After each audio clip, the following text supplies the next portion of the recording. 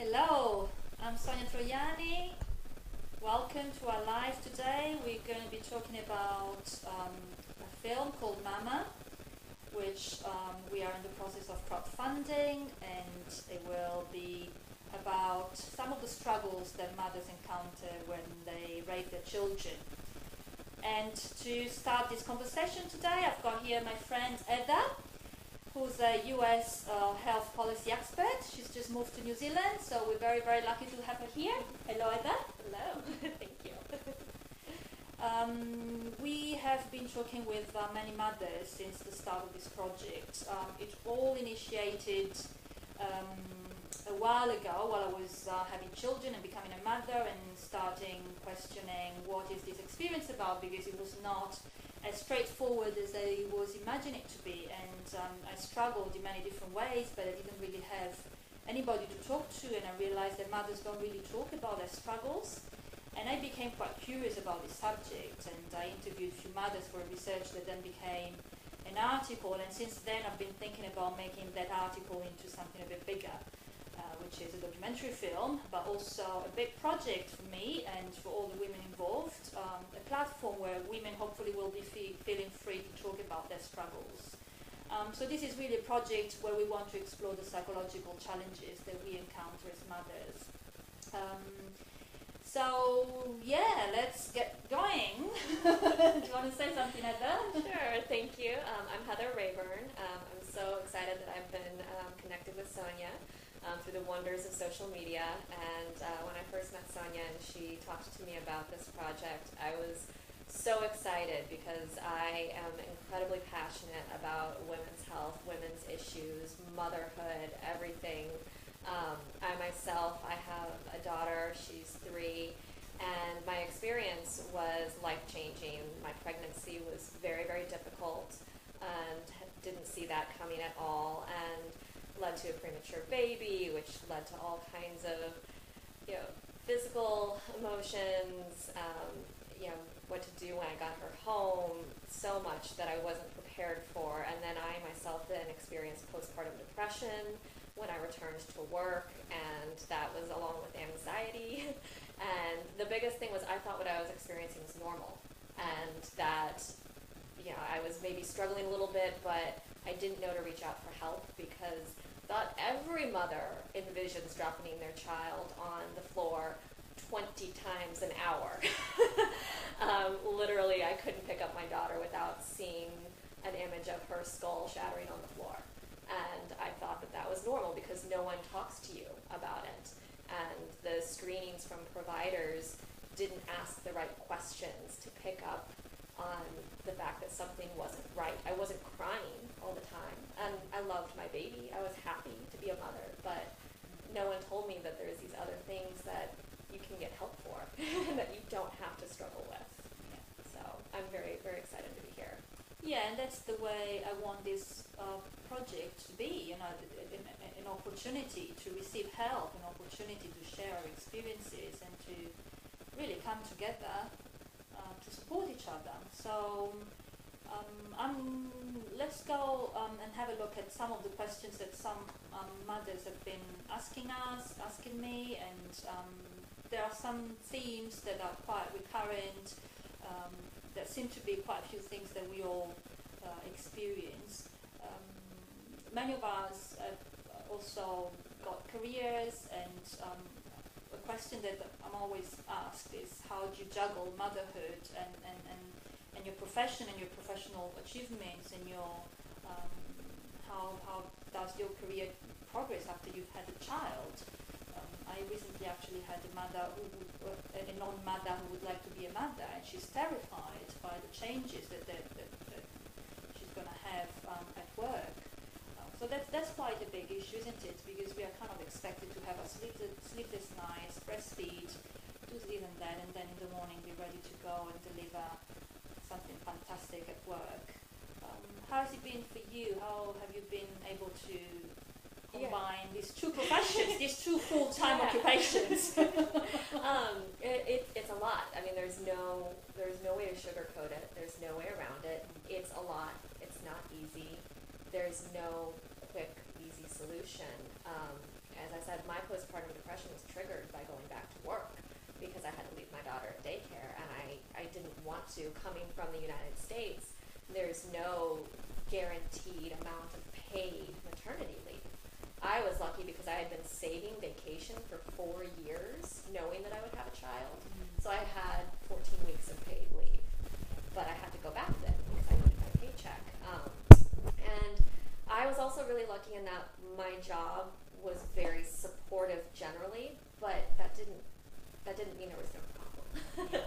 There was still the sleepless nights, and being exhausted at work, and not being into it because I wanted to be with my baby. And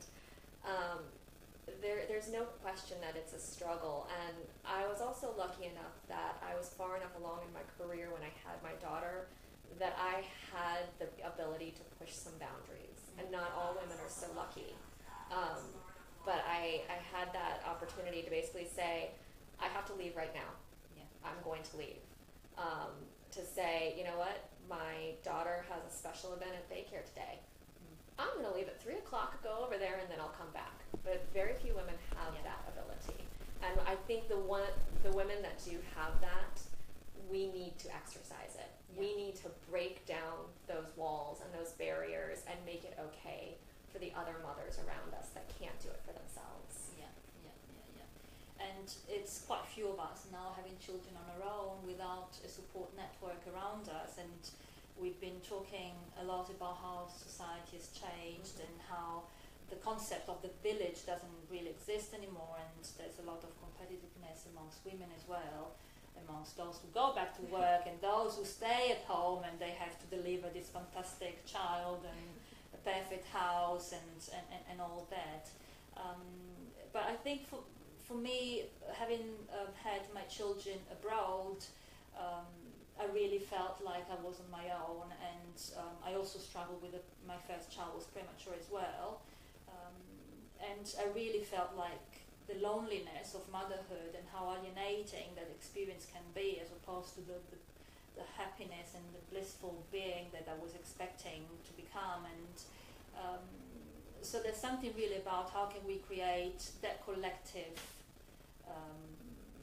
being around us so that we can all share this experience for what it is, with the realness of what it is.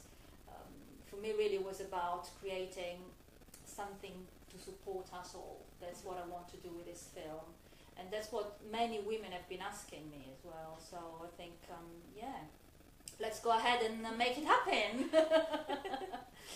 How do you see this change in society? Have you felt that as well? I guess you've had your parents maybe nearby.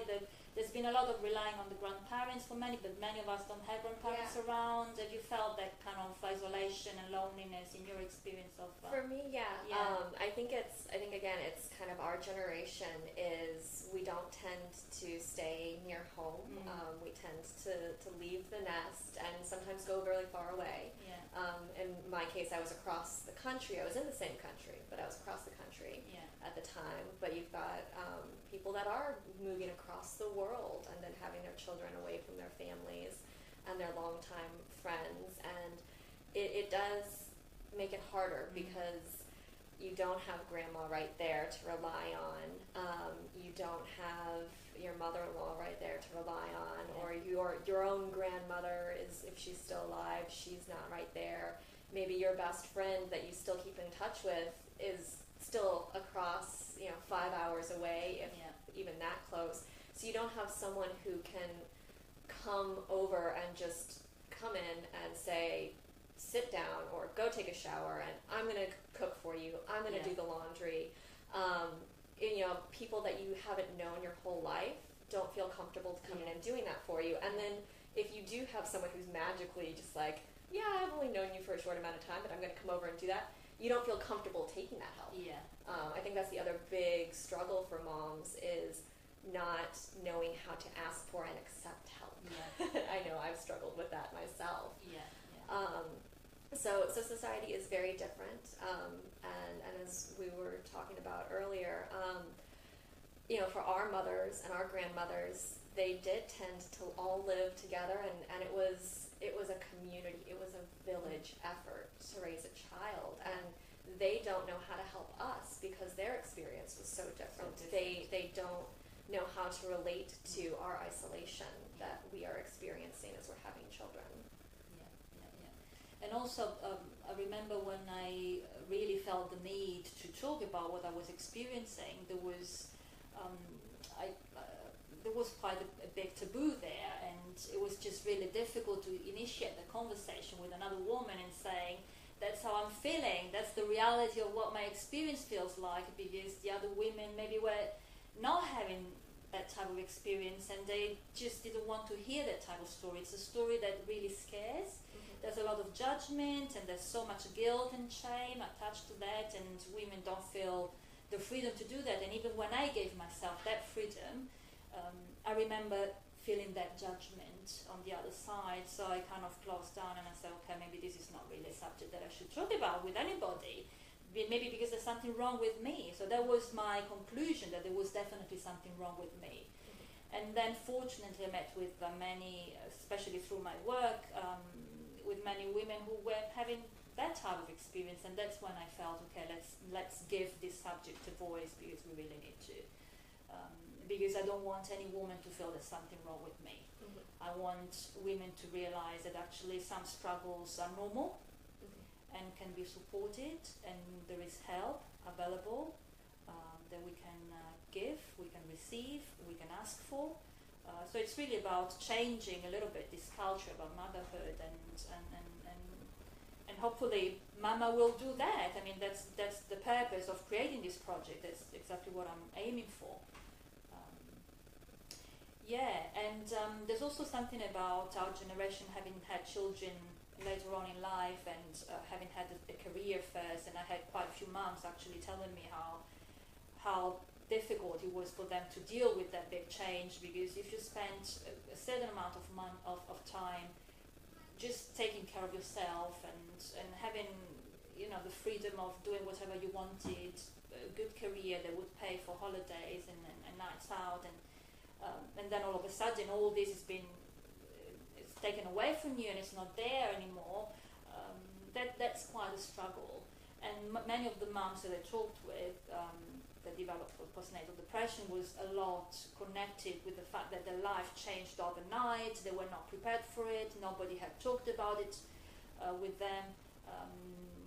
There was a mom who said, none of my friends who had children before me ever mentioned what it was actually going to be like. And I'm like, why didn't they? Why aren't we talking as women about these things more freely, more openly? Because I've also learned that the more we talk about things like this, the more we shatter the taboo, the more we can come close together, the more we can connect with each other and really be that village that we don't have anymore, just create it by creating our community of support. I know I struggled with, for the first, honestly, it took me about a year and a half to finally get past. I kept thinking, when is my life going to go back to normal? Yeah. Because I kept thinking that I would get back to normal. Yeah.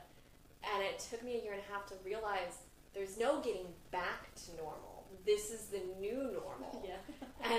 But once I had that realization and it clicked, it was like, oh, okay.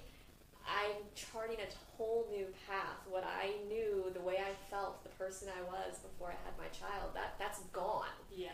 And no one talks to you about that concept. Yeah.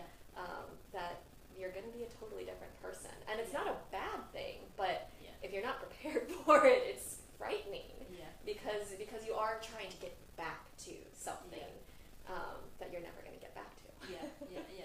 And maybe this getting back to is also an idea of, you know, going back to work and being the person that you used to be without this other thing happening back home, you know, like there's an expectation that you're going to be back exactly the way you were. Yeah. And I think that society can actually acknowledge that women need more support. I've got a friend who works in a fantastic environment in which, you know, she has a nursery and she will go to work with a child and meet the child throughout the working day and breastfeed the child when he was a baby, and these are the kind of work setting that we need. Yeah.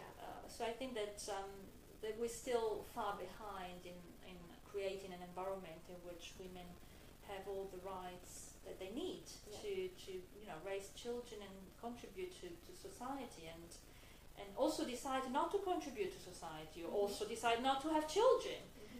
There's still a big conversation that needs to be held around women's rights, and I think this film has room for that too. A person asked me how do you prepare for motherhood, which is it's quite a question. It's a loaded question. How do you prepare for motherhood? I definitely wasn't ready. Maybe you never are ready, but what do you think? I mean, I think it's one of those, you have to accept that your life is never going to be the same. That's the only preparation you can have, because you don't know what your pregnancy is going to be like. You don't know what your baby's going to be like. Every baby is different, so there's no way to know ahead of time, am I going to have a colicky baby? Am I going to have the easiest baby in the world who's going to turn into a demon at 13? There is no preparing. So basically, prepare for the unexpected, because that's all you can do before you have a child. And I do think that the one thing that concerns me in society and our culture is I feel like women are not given information as freely and easily. I researched a lot about my childbirth options, because I was fortunate, high economic status and education status, and I knew that I had options. So I was able to go out and do the research. I learned so much I had no idea about. And then I started realizing there's so many women who don't have access to be able to find this information, and they're not getting this information anywhere else. And so women are kept in the dark about their bodies, about their options, about what their choices are, and it bothers me that women aren't getting the opportunity to make informed choices. They just get told, you have to do it this way, or you have to do it that way, and then if they're struggling to do it that way, they feel like something's wrong, they're not doing it right. Really, there's all kinds of choices. Motherhood is however it works best for you and your family. If you want to co-sleep, co-sleep. I did it, and it saved my life. But you kept it secret. I kept it secret. I did eventually come out and start telling people, and I did eventually admit to my pediatrician, but I didn't admit it at first, because I was worried I was going to be told you shouldn't do that. If you want to breastfeed, breastfeed. If it's not working for you, that's okay too. It's okay. But women don't know that they can choose, and that it's okay. And most women won't talk about it with their health visitors, or whomever the figure is. In the UK, I used to have a health visitor, and I realized that actually many women didn't share what they were experiencing because of the fear of being judged. So there's a lot of judgment that we give each other as well, but that we receive from society, and that's what we are hiding from in most cases. So let's come out. If you want to co-sleep, you co-sleep. I did a lot of that too, and but I remember feeling like I can't really share this piece of information about the way I'm doing it, which is ridiculous. But hey, how do you prepare for motherhood? How do you prepare for life? Learn to navigate the unknown, because it is totally unknown how it's going to be, and every child comes with different personality, and they don't come with a manual. And often postnatal depression develops out of that kind of sense of unknown, and if we could only give women the support that they need, I'm quite sure that some symptoms wouldn't even develop. This is really what we want to do. We want to just open up all these discussions with everybody, and just have as many women come to us and just share their experience, so that we can all feel normal again. There's nothing wrong with us. That's the way it is. We're doing the biggest, most difficult job on earth, our bodies bring humans to the planet. How amazing are we? It is so bizarre, but so amazing. Yeah, it is. Okay, that's all for now. Did you want to add something before I'm aware of the time? I think I'm just excited that this project is happening to create a platform, a space for women to come and share their stories. That motherhood isn't all rainbows and sunshine. No. It's fun and we love our children, but we don't love them every minute of every day. Yeah. Or we love them, but we don't like them all the time. Absolutely, and that's okay to And say it's so. okay. It doesn't mean that we're going to kill them. Yeah. It's okay to have those ambivalent feelings. They're Yes. absolutely normal. Yes. I remember one mom once said to me, "It's awful, awful, awful, awful, awful, awful, good." And that good makes it all worthwhile for the 10 times that it was awful. Yeah. And it's often like that. But that doesn't mean that you don't love your child. That doesn't mean that you're a bad person. It just means that you need some help. And that's what we want to do. Just create some help for everybody that struggles with these issues. So thank you, Heather. Thank you. And see you next time. We'll be around. Help us with the crowdfunding of the campaign. We are on Give a Little, which is a Kiwi platform for causes and projects and films. I always say give up your cuppa today and just give us $5, whatever you can afford. Every little helps. We don't need big amounts, but thank you for all the ones that give big amounts as well. I really appreciate that too. Please come. International credit cards do work on They Give a do Little. work. They do work. I have all my friends. Thank you so much from Italy and from the UK. You've been so supportive. You believe in this project as much as I do, and I'm so grateful for all your help and support. Keep it coming. Thank you very much, and see you next time. Bye bye.